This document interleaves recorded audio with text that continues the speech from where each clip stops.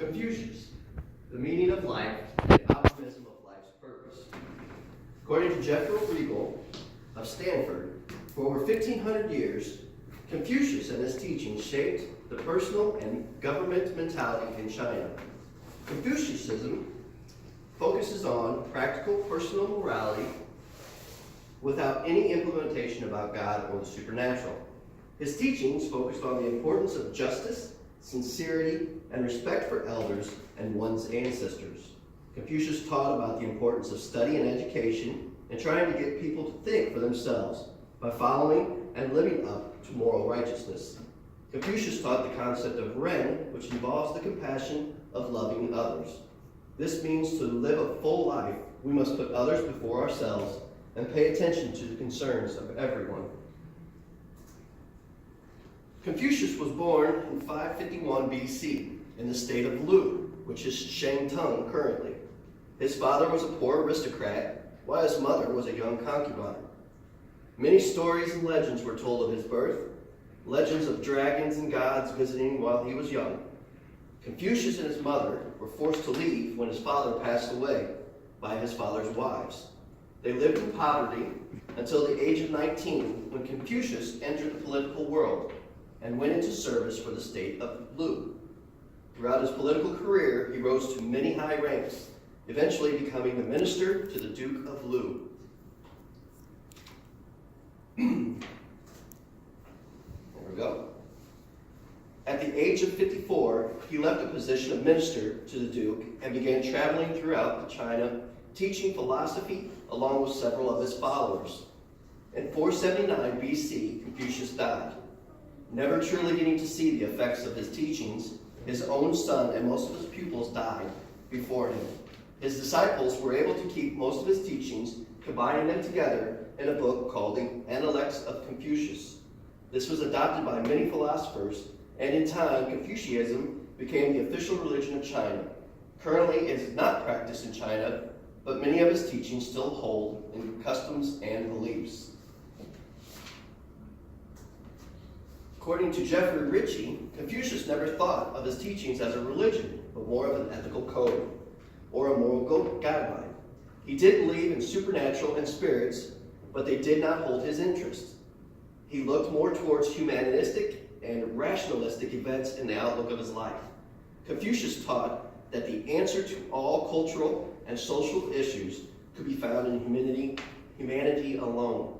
He spoke many times about the mandate of heaven, which to him meant the natural order and moral law. We must live within the order and not corrupt the will of heaven. Inside of his teachings, there is no superior being, no central God to be worshipped. His teachings focused on ourselves, our self-effort, and our ability to better our character with education and thought through self-effort and self-reflection. He had three major principles to his teaching: Li, Zhen, and Chun Tzu. Li would include reverence, courtesy, and standards in conduct. Zhen was fundamental teaching of Confucius. It holds the virtue of goodness and benevolence. And Chun Tzu is the practice and idea of a true gentleman. Inside his teachings are the five virtues: self-respect, generosity, sincerity, persistence, and benevolence.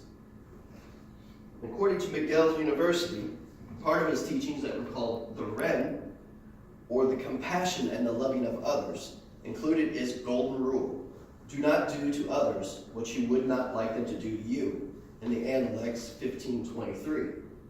Confucius believed that we as humans have extreme potential to reach the goodness and level of heaven within ourselves. If one can obtain this heaven, this will bring joy and a moral and meaningful life, along with a sense of self-respect. His teachings encourage those who follow to achieve a moral excellence, self-worth, and compassion. Reaching these goals could take a lifetime, but while a person is trying to attain these goals, they send a ripple out across society to follow their lead. By doing these things naturally or spontaneously, they can achieve the idea of eternal heaven. Pat Zuckerman taught in his teachings of altruism, Confucius taught the social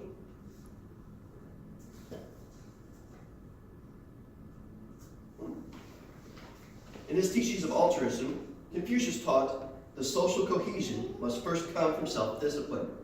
If one learns self-restraint, they can learn respect for superiors and then accept their role in society. This will gain one respect and admiration.